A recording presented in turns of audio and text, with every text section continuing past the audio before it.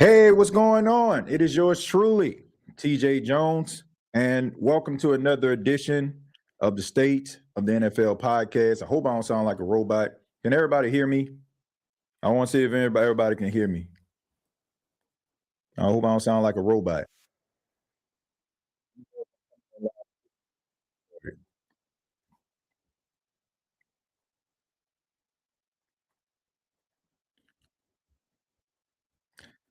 If you're coming in, let me know if you can hear. Okay, good. Shouts out to my guy Chosen. Appreciate that, Chosen. Appreciate that. Hey, man, happy Monday to each and every one of you. This is January 12th of 2026. My name is TJ Jones. For those that may not know, or some of you probably know me as the host of the State of the Saints podcast. But of course, we're streaming live the State of the Saints podcast because we're still talking football. But shouts out to all those that are watching this on the State of the NFL podcast.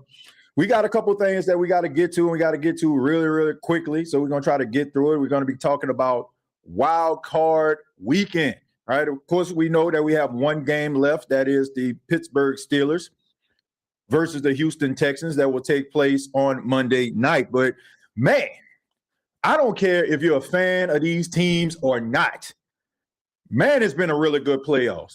Every game, for the most part, has been competitive, down to the wire, and has you on the edge of your seat. And I just think that it is so refreshing that we're seeing kind of new characters in a story here, right? I mean, we're kind of used to the same usual suspects. I mean, this is a playoff that doesn't have Lamar Jackson, doesn't have Joe Burrow, doesn't have Patrick Mahomes, like some of the usual suspects, right? What we have is a bunch of young guys, young studs that are trying to prove themselves and trying to establish themselves in the National Football League. Josh Allen, honestly, is like the only quarterback that you can really truly think of that they got something to prove, right? But it's been amazing. Like, you can actually go back to Thursday when the college football playoffs, Ole Miss versus Miami, it kicked us off with some real good football. Of course, the next night, Oregon got the brakes beat off them by Indiana. Ironically, another, Oregon, former Oregon player got the brakes beat off him, talking Justin Herbert. But at the end of the day, it was an exciting playoffs. And let's talk a few minutes about a couple of these games. But before I get into that, I want to give a special shout out to everybody that's watching this. Once again, I ask that you hit that like button, subscribe to the channel. It's very simple for those that are new. All you have to do is put your comments in the chat, interact throughout the entire episode here. But before I get started talking about these games, I want to talk a few minutes about something that has gone viral on social media, something that everybody has been talking about, and it involves a reporter in Jacksonville. Her name is Lynn Jones. She's a reporter, and she was present after the disappointing loss by the Jacksonville Jaguars. She was at the press conference with Lynn Cohen. He had to talk to the media, and she took it upon herself to kind of instill some positivity inside Lynn Cohen. Now, I don't have the clip, and I apologize for that, but I'll paraphrase. She basically was congratulating him on a really good season. Like, we know that the Jacksonville Jaguars last season, they were terrible. I think they lost like 13 games. He flipped it. I'm talking Lynn Cohen. He was able to flip the Jacksonville Jaguars' misfortune and gave them 13 wins. And she took it upon herself to congratulate him, said that he was doing an awesome job. And you have some members of the media that took offense to this. Oh, no, what is going on here, man? Our world is shaking. How can somebody be asking questions to the coach and then give him props? How can they do this in such a setting? And everybody got something to say about it. Everybody wants to talk about journalistic integrity. Everybody wants to talk about traditional journalism. What type of journalism is that? She's a fan. Why is she in the building? Yada, yada, yada, yada, yada. Here's the thing. I have no problem with what Ms. Lynn Jones said. I have absolutely no problem with it whatsoever. The fact of the matter is, I think you need more journalists like Lynn Jones. Yes, I just said that. And you want to know why? It's not the fact that she was out here congratulating the guy. You know, I'm not even saying that. It's just the fact that what she did was so unconventional. It spoke from the lips of fans alike. She was the representative of the fans. And this is what I feel is missing from a lot of these press conferences. Because you have people out here that are so hell-bent on maintaining position that they're not giving the fans what they want to hear most of the time. Is rather they keep it close to the vest, or they don't want to offend somebody or squander an opportunity like to be able to, I don't know, get an exclusive later on down the line. And I'm not saying this out of spite, because here's the thing. I learned a long time ago that I'm what you call an acquired taste. I am a journalist. I mean, I don't care what anybody says. Like, you can say, oh man, he ain't here, he ain't there. I'm a journalist. I went to school for journalism. I am certified in every state that, I practice journalism in. I'm a journalist. And that's something that no one can ever take away. But I also learned that you can be two things. You can be a man or a woman of the industry, or you can be a man or a woman of the people. And I choose to be a man of the people. But you can be a man or a woman of the people, but you have to call it down the middle. For example, I was born and raised in New Orleans. I grew up a Saints fan. Reason why I started the State of the Saints podcast. But anybody that follows me know that I follow the team. I give props. But if something goes wrong, I am willing to let people know about it. I'm willing to be criticized because of my opinions and takes of it. You got to be able to call it down the middle. Traditional journalism is dead. And I want people to understand that. It is a dying breed. Traditional journalism is a dying breed. You can't say on one hand. This is why I take offense to some of the people that's taking offense to Miss Lynn Jones. You can't say on one hand she's out of pocket and you're supposed to call it down the middle and you're supposed to be impartial, right, as a journalist. But then turn around, go on television and try to convince the masses that a player is not good enough to lead his team to success, rather it's football, basketball, etc. So you're still putting your own personal spin on it. I don't care if you are in a press conference or not. People know you because of that. You can go and write to any major publication that you want to write. You can.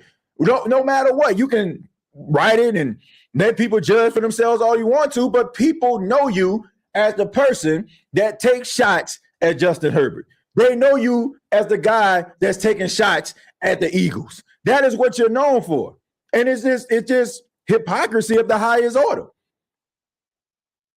So I just think that when the split screen culture reigns supreme in modern society, that's when traditional journalism died.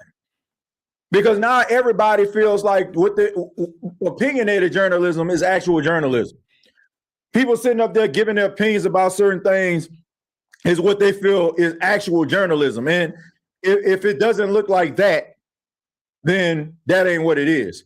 I have no problem with Ms. Lynn Jones said. I have no issue with that at all. And I don't think anybody else should have an issue with that at all. And I don't think that anybody needs to have a masterclass on what traditional journalism is when, with all due respect, a lot of people that's out here that's criticizing, like their bread get buttered off opinionated journalism. Them giving their opinions on what a player did and how a player ain't good enough. That's how you gained your following, despite the fact that you may think that you got it off typing or, creating, some type of article. And like I said, I say that respectfully. I just think that people need to understand that this is the world that we're living in today. Opinionated journalism is what people gravitate to. But people also want someone that they can relate to. That is why I don't get upset when people say, I ain't listening to you. I ain't reading what you talking about no more. Why? Because I understand. Being a man or a woman of the people, sometimes people are not going to be able to understand you. They're not going to be able to relate to you. And that's okay. Because I decided that I wanted to do things unconventional way. And I don't have an issue with that. I just think that people just want to pick and choose when they want to be a true journalist and when they don't. And I also think that some people have this, this complex like, oh, listen to me, et cetera, et cetera. I've been in situations and seen individuals that get upset with certain players or athletes because that player probably walked right past them, probably didn't, give them the time of day when they wanted to ask them a question, and then all of a sudden here come the hit piece. So, Mike, what's worse? A person that congratulates a coach in a public pressing, a public forum, or a person that has a personal vendetta against a player and they write a hit piece because they know that they carry a certain level of cachet and people going to gravitate to them and start hating on the person too. So what's worse? Somebody tell me that. That's all I want to know. But let's go ahead and move on, talk a little bit about the playoffs. Start with the Carolina Panthers versus the Los Angeles Rams. Really good game. A lot of people didn't expect that game to be that good. I know I didn't. Credit to the Carolina Panthers. I mean, Carolina Panthers fans, for some apparent reason, a little delusional if you ask me, came into the playoffs 8-9, backed into the playoffs, needed some help to get there. Now all of a sudden, they lose the game. All of a sudden they feel like, well, at least we got here. Well, I don't know. But I will give them credit as a team. Nobody expected for Carolina to go out there and put forth that type of performance. Bryce Young, I said this on the last episode of the State of the NFL. Bryce Young answered way more questions than Matthew Stafford did. Matthew Stafford has been doing it for 17 seasons. Bryce Young had to prove himself as a player, as a quarterback, to go out there to be able to go toe-to-toe with a potential league MVP in Matthew Stafford, a Super Bowl MVP in Matthew Stafford. And to me, I think he played better than Matthew Stafford. And I also think that the Carolina Panthers played inspired. They did everything they could, including lead with about a minute and some change left. Now, you left it out on the field, and that's all you can ask for. Now, I will say this. The Rams, their secondary, it needs some work.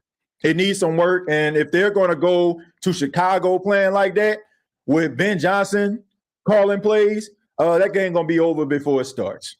So they're going to have a much better showing than they did versus the Carolina Panthers. Now, Carolina Panthers, to me, they set themselves up to be a contender. I don't think that they separated themselves in the NFC South. Like I said, they're 8-9, just like two other teams in the division. You have the New Orleans Saints, to me, I feel like going to be a better football team now that they got their cap situation under control.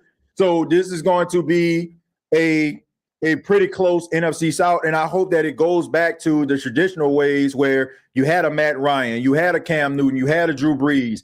Tampa, they had a really good defense, and, they were competitive despite, having some issues. Everybody could defeat anyone in the division.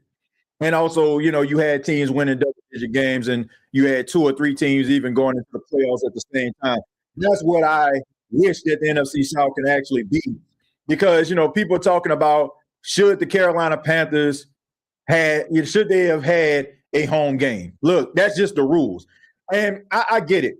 You have teams with losing records end up hosting a playoff game, but that rarely happens. Like it's happened quite a few times over the last few years because of the South, but you don't see that all the time.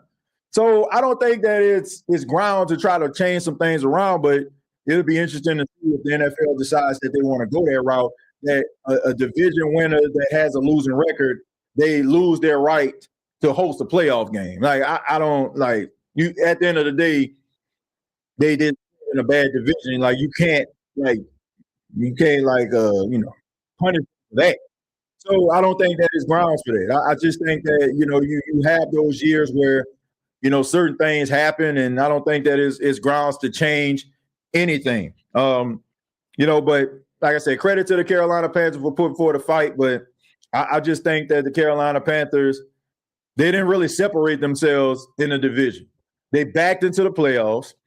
When they got there, they fought hard, and that's all you can really ask for. But at the end of the day, I just think that the NFC South in 2026 is going to be wide open.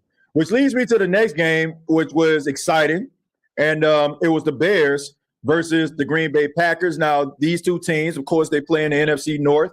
Every game that they played, every game that they played this season has been a classic. And this game lived up to it, right? I mean, you had I'm still confused. I still don't know how in God's name did the Green Bay Packers lose this game.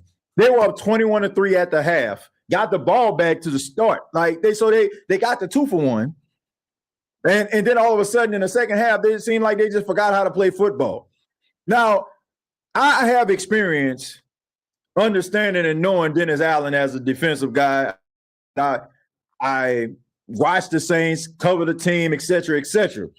So I know Dennis Allen is a damn good defensive coordinator, but God, no, man. Like, they could not move the football at all, and I think they kind of just sat on the lead. You got to be aggressive, man, especially like when you've seen the Chicago Bears and how they operate and how they play. They play a lot like they start playing backyard football when their back is against the wall. A lot of those throws that Caleb Williams made was basically on a wing and a prayer. Now, that man got some arm talent. My goodness, is he a beast throwing that football? But at the end of the day, it's like you basically set yourself up to lose this football game by being conservative. And you have to start asking questions about Matt LaFleur. Now, according to some of the reports that I've seen, they're thinking about extending him. I'm talking to Packers. I think that Matt LaFleur is a good coach. Do I feel like the Green Bay Packers should have extended him? I think he's good enough to get an extension, but you got to start asking the question, why is it that Matt LaFleur keeps squandering these leads? Why can't his team finish? Why are they losing down the stretch? You're the one calling the plays. So is it him getting uptight? Him thinking about that? Him thinking about, oh, man, we squandering leads, so I got to approach the game this way? And maybe he's in his head. I don't know. But all I know is Ben Johnson gave a masterclass on how to lose a football game. And they end up winning a football game. I mean, multiple fourth down, like going for it on fourth down, 4th and 3, and, you know what I'm saying, in the shadow of their own goalposts, going for it. Like, we playing Madden out there. And you still lose this football game. So, to me, I think somebody got to answer for this. I don't know, but I guess Green Bay is excited about it. I guess they're probably looking at it like, oh, well, we lost Jordan Love for a couple of weeks. He was dealing with concussions. He was dealing with this type of injury, et cetera, et cetera. But I'm just saying, like, how many times do you have to see this for you to realize that it's a problem? Like I said, I think Matt LaFleur is a really good coach. If you're a team today that needs a coach and Matt LaFleur is on the street, I'm pretty sure he'll get hired very, very quickly. But at the end of the day, like, dude got to learn how to close. Like, he can get you into the building. He can get you up to the executive floor, but he can't close the deal, right? He can get the meeting, but he can't close the deal. And that's the question, like, how do you get better? Like, how do you get out of your own way? Because that's something that Green Bay is going to have to figure out throughout the offseason. Bills versus Jaguars, another good game. Josh Allen going on the road, winning his first road playoff game, which is insane. Look, this is the year that Josh Allen has like a really good opportunity, a strong opportunity to win the Super Bowl, right? Like the big bosses aren't in the playoffs. No disrespect to any of these other teams, like Bo Nix and Agent Aaron Rodgers and CJ Stroud. Like, no disrespect to these guys, but I think we all can agree that Josh Allen, out of the AFC, he's the best quarterback. And he has to find a way to get his team to the promised land. The Buffalo Bills refuse to lose. There were several instances in this game where the Buffalo Bills could have just, washed their hands and be like, man, it's over with. Right? I mean, you had Trevor Lawrence out there. He was dealing. Washington, the wide receivers out there tearing them boys up. The running game of the Jacksonville Jaguars seemed like it showed up. But we know that the Buffalo Bills, they have their issues, right? Gabe Davis went down. That was an ugly injury. You had like a couple more wide receivers, that were kind of dealing with stuff, but You don't have the best cast of characters catching a football for you, but Josh Allen just refused to lose. He went out there throwing passes to Brandon Cooks, throwing passes to Keon Coleman, Shavers, Khalil Shakir. I mean, this dude is absolutely amazing, man. For somebody to be so small in stature, I mean, what he had like 11, 12 catches in a game. Just a reliable target. You know, Dalton Kincaid, I mean, he made plays in between time, but the Jaguars were ferocious on defense. They brought a level of intensity. The tackling was top notch. But like I said, Josh Allen just refused to lose. And, credit to, the Buffalo Bills for winning that football game. And also credit once again to the Jacksonville Jaguars and Liam Cohen. Like they are set up for success. Now, when I think about Trevor Lawrence, you can't turn the ball over. You can't turn the ball over in a situation like that. I was under the impression that the Buffalo Bills scored too early. You had the Jacksonville Jaguars with no timeouts, and you were on a goal line. I'm talking Buffalo. To me, if it was me, I would have took a knee on first down. Like I would have got right underneath the center, took a knee, right? So I wouldn't lose, no yards. And I would let the clock tick. I let it tick down and force them to try to stop me. Like if they stop me on second down, okay, well, you ain't getting the ball back. So they basically allowed the Buffalo Bills to score so they can get the ball. And of course, Trevor Lawrence turns it over. Now, Trevor Lawrence has had an amazing couple of weeks. I think he only had 13 touchdowns, only one interception, playing some really good football. But you got to be able to close the game. You got to be able to drive your team down there in order for you to try to tie that thing up. But they could not do it. Ball tips up in the air, intercepted by Bishop, and the next thing you know, the Buffalo Bills are moving on in the postseason, and Jacksonville is staying at home. What we learned, for the exception of Chicago Bears, every road team won in the playoffs. Rams won, right? Like I said, the Bears, they won their game at home, but Philly, who we're about to get to, they lost, and Jacksonville lost. So how important is home field advantage at the end of the day for us to be having this conversation? If you're a good football team, guess what? You're going to win football games.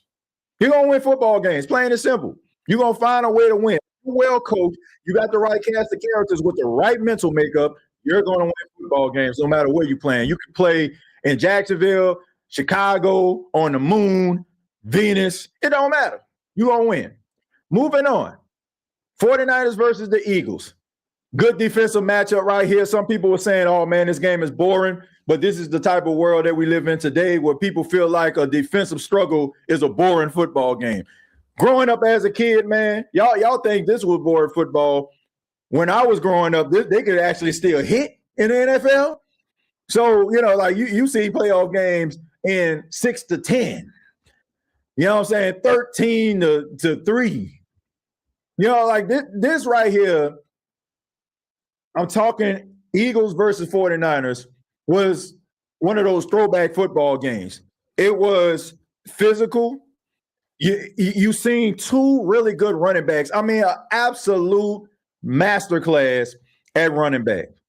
And this is why I say this. And this is for my Saints fans out here, because like I said, man, covering the team. This is the reason why I have been advocating for the New Orleans Saints to be able to draft a running back like Jeremiah Love. People are, oh, man, the Saints don't need. This is the reason why you get yourself a dynamic running back. 49ers not winning that football game if Christian McCaffrey wasn't on their team. Eagles would not have had the lead that they had if it wasn't for Saquon Barkley being on the field. These guys are difference makers. Every now and then you have a running back that comes to the NFL and they're just dynamic. They're just elite, and they are must-haves. Saquon is one of them. Christian McCaffrey is another. Bijan Robinson is another. These are the type of guys that you need because the passing game for both teams, for the exception of 49ers, getting some yards after the catch, pretty much non-existent. Those running backs had to create their own plays. The fronts were stout. They had to break tackles. They had to make somebody miss in short little, in little small areas.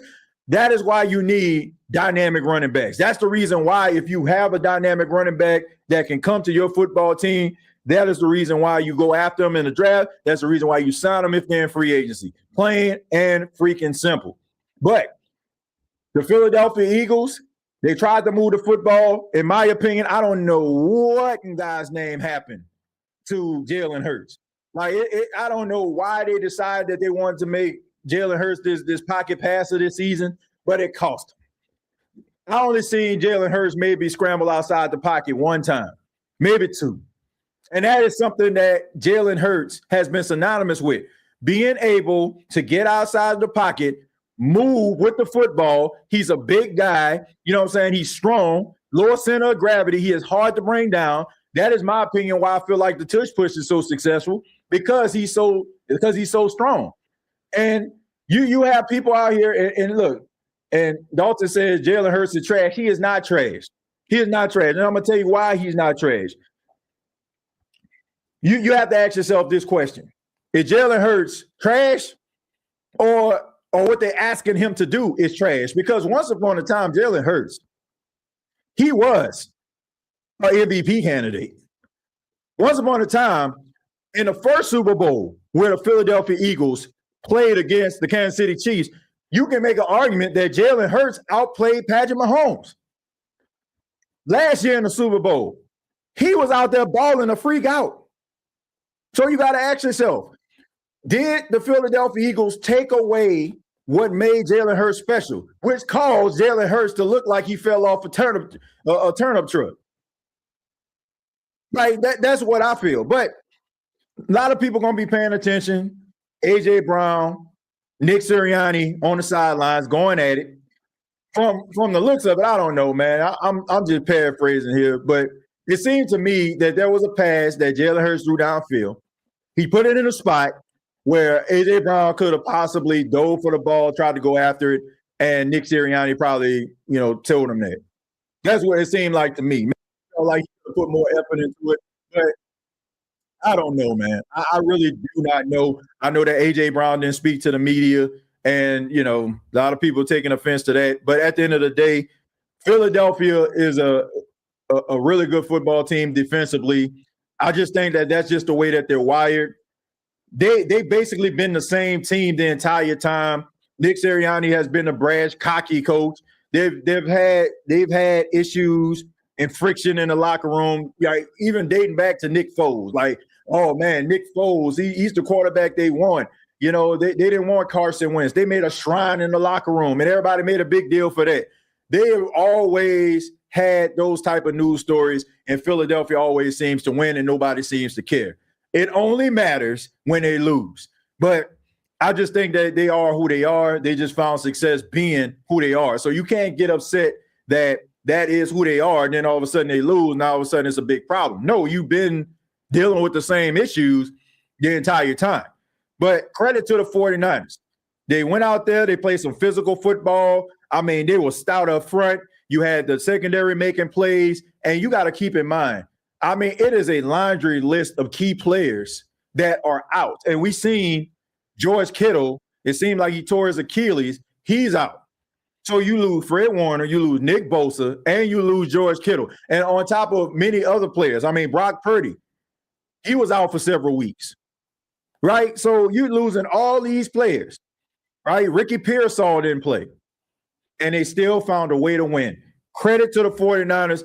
That goes to show you right here that they're a well-coached football team. I know a lot of these beat writers, they want to give the coach of the year to a first-time coach that turns a struggling franchise into a playoff contender. So you kind of like just miss those coaches like the Shanahans, like the Sean Paytons, right, who have been doing really good jobs and showing that they can find success no matter the situation. But to me, Kyle Shanahan definitely deserves to be coach of the year after what his team has been through, after them losing several key players, but they find ways to win football games. So congratulations to the San Francisco 49ers moving on in the playoffs. And then finally, the game that put everybody to sleep. And I ain't talking about because it was a defensive struggle. I'm talking about it was just the fact that it seemed like the Chargers didn't get off the bus. The New England Patriots are back. I think that we have to admit, I did not want to accept it. I felt like it was a team that was just a recipient of a pretty easy schedule. Most of the teams that they played were in last place, and they benefited off playing the NFC South. But I got to say, man, they are a really good football team. Like defensively, they're really good. They're only going to get better. Drake May is as advertised. And look, the Chargers, my goodness. Justin Herbert was getting killed. I mean, absolutely killed in that game. My goodness. This dude, like every time he dropped back to pass, it seemed like you ever play like NCAA football or Madden and you turn the offsides off and then all of a sudden you can just stand right there. And then as soon as they say hike, you know what I'm saying, you just smash, you know what I'm saying, into the quarterback. That's what was going on. That was what was going on in this game. I mean, Justin Herbert had absolutely no time to throw the football whatsoever. And, he ended up getting killed. I mean, his wide receivers didn't show up. I mean, Keenan Allen dropped so many passes. This was like one of the first times I got to say, I've watched quite a few Charger games. Keenan Allen looked his age. Keenan Allen looked his age. Like, he looked like he was 30 plus. I mean, Quentin Johnston, I'm just wondering, like, was he just out? Was he even there at all? Right? I mean, his body was there. Was his mind somewhere else? I mean, Larry McConkey only had like maybe 2 catches. But they all, like, the running back was the only one seemed like he came to play. He was fighting for extra yards. He was lock and step with Justin Herbert. But I know what the narrative is going to be. Justin Herbert can't win the big one. Justin Herbert a waste of time. Justin Herbert is not an elite quarterback. Look, it happens. It happens. And what I mean by it happens is every single era, there's always that quarterback that is really good, really talented, but he can never break through. He can never break through. I say that he's the guy that's going to be the footnote. Every era they have one. Ironically, the quarterback that he replaced, he was the afterthought of his era. I'm talking Phillip Rivers. Phillip Rivers was a really good quarterback for the Chargers, really good. But he played in an era with Peyton Manning, Tom Brady, Drew Brees, and Aaron Rodgers, and also Eli Manning, guys that actually won the Super Bowl.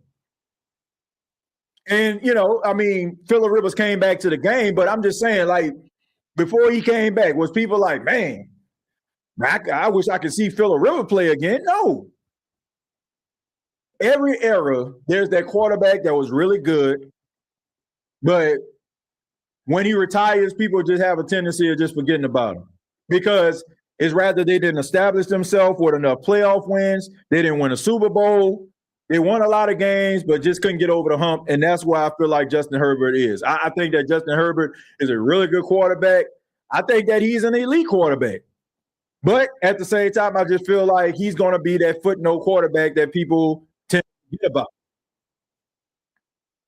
And it's unfortunate. It's unfortunate. But I don't know, man. The Chargers didn't even get off the bus. You can say that it was the New England Patriots they were actually doing, but that defense, I mean, they had that offensive line in shambles. So top priority, and I understand that Joe out for the season, and you lose a couple guys on the offensive line. You sign Trevor Penning with basically, like, I hate to say it, is equivalent to like signing a graham cracker on your offensive line. Just go ahead and just break through it. You know what I'm saying? Just crumble, like, I mean, it is what it is. Like, I get it. But at the same time, they're going to have to figure out a way to try to protect this guy and accompany him with a really good running game. And, the narrative was, well, they actually had to play. They had the pieces. They put the pieces around them, but they just didn't stay healthy. They're going to have to figure it out, man. That just means that you have a depth issue. I know that football is about next man up, and I know the next man is not going to be better than the first man, but God dog. I mean, they did better, like, Yeah, like you might well just had the offensive line sit on the sidelines. That's how easy it was for the New England Patriots front to penetrate the offensive line of the Chargers. It's unfortunate. I'm gonna take about 2 or 3 questions, and I'm gonna go ahead and get up out of here, man. Dalton says, I don't have Kyle Shanahan winning coach of the year, but I wouldn't have a problem with him winning. He deserves it. Yeah, I don't think he's gonna win, Dalton. Like I said, they mostly give that award to a coach that probably starting out their career and turned a struggling franchise around. But yeah, I don't think he's gonna get it. But does he deserve it? Absolutely. I think in moments like that, you got to make exceptions. Go back to the 2011 with Alabama LSU, a classic SEC battle. Yeah, I mean, good defensive battle. What was that? What was that score? 21-0 or something like that? 21-7. I can't remember. But I do remember that national championship game. Thanks to you, TJ, everyone. I'm at 818 subscribers right now. Y'all awesome. Well, look, Jared, good job, man. Keep up the good work. I mean, people can't deny good content, man. So keep on putting that good content out there, and continue to love what you're doing. I don't believe in the Bills, TJ. They let the Jags get too close. They ain't a Super Bowl quality team this year.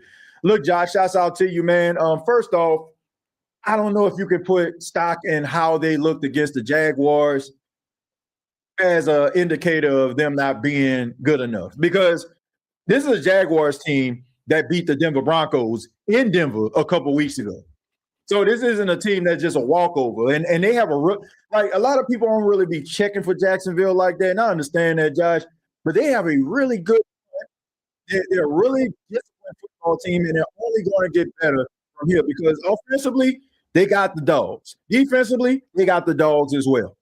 So we know that the Buffalo Bills struggle. They got some issues that they need to fix. They got to fix that run defense. I feel like they got to get a little bit young on the defensive side of the football. They need a premier pass rusher, a guy that's kind of young that can consistently get after the quarterback. But I wouldn't just leave them for dead because they struggled against Jacksonville. Jacksonville is a really good football team. And they won some really good, convincing football games. Like they beat some really good football teams. Like they beat the 49ers. Like, I don't know, a couple weeks ago, Liam Cohen and Robert Saleh kind of got into it, right? I mean, they weren't no pushover, man. So, yeah, I think that Buffalo have their flaws, but I think it's way more impressive that they beat Jacksonville the way, in Jacksonville. I mean, Jacksonville was a red-hot football team. Matt LaFleur was Falcons quarterback coach when he was a part of 28-3 coaching staff. Yeah, I know, man, but yeah, man, you got to be able to get over the hump. 2 more and then I'm going to get up out of here, man. Says TJ, the Falcon fans talking about how they swept the Saints this season. Go ask them how many rings they have. Don't worry, I'll wait. Yeah, look, man, I ain't about to sit up here and just completely just poo-poo on the Falcons. They got a good football team over there. To me, roster from a roster standpoint, there we go. From a roster standpoint, I feel like they got the better roster on paper. And also, man, they got some promising young players on their team. But, the Saints are trying to figure it out. And we know that. We know that this is going to be a rebuild year, and it sucks that you lost to your rival. But I don't expect for the Falcons to keep this momentum going where they just beating the Saints. I just don't. I just think that the Saints, they just need a couple more pieces. And now you have off season where you can actually have some money, get it done. Which one of y'all done got TJ hot on this beautiful day? Ain't nobody. I guess you probably came in, Doc, during the time when I was talking about the report. Everybody was kind of criticizing as far as her opinion and her views, and giving big ups to Liam Cohen about the job that he did, and people are talking about that's not what real journalism is. Whatever, man. Whatever. I don't need a master class on what journalism is. I don't. I just think that there's different ways for people to express themselves. And I also just think that it's refreshing that you have a man or a woman of the people that's speaking the language and the voice of the people. I don't know, man. I just feel like that's a lost art. I just think that you need people that are passionate. And And for people that say, oh, you should be a journalist, you shouldn't be a fan, my question is to you is, what made you fall in love with journalism in the first place? What made you want to go out here and wake up at 6, 7 o'clock in the morning, you know what I'm saying, and for these practices that start at 10 o'clock, staying to about 12, 1 o'clock in the morning, getting only a few hours of sleep? What made you do that? What is the passion behind that? Do you feel me? Like that it was because you love the game. Before, like, you started to write about any team, you love the game. Plain and simple. Plain and simple. You love the game. So why should you allow that to die? Right? You know what I'm saying? Oh, I can't be a fan. No, man, bump that. I feel like, look, I think sometimes you being a fan and loving what you're doing and being a man or a woman of the people, that's what keeps you going. That's what keeps you going. That's what keeps me going. Man, I can't tell you how many times that I felt like, man, based on my background, my credentials, etc., I should be in the room. I got everything everybody else has. But because I approach journalism in a different way, I rather look at it from a fan perspective because I never forget that point. You know, I should be criticized because of that. When I talk, I hope that people feel me. You want to know why? Because everything that I say, it comes from a place of passion. Anybody that's been watching any podcast or platform that I do, you know, I tell you, I don't care what's going on. If I am not feeling it and I'm not going to give you all of my energy, I'm not going to do it because I'm not trying to shortchange anybody. That same passion is the reason why I feel like the independent, things that I have done, I found success doing. It's not a coincidence. And like I said, I just feel like being a man and a woman of the people are going to feel that. And not just a bunch of vanilla cliche type articles because you want to, keep everybody happy because you want to keep on getting the exclusives. Man, bump all that.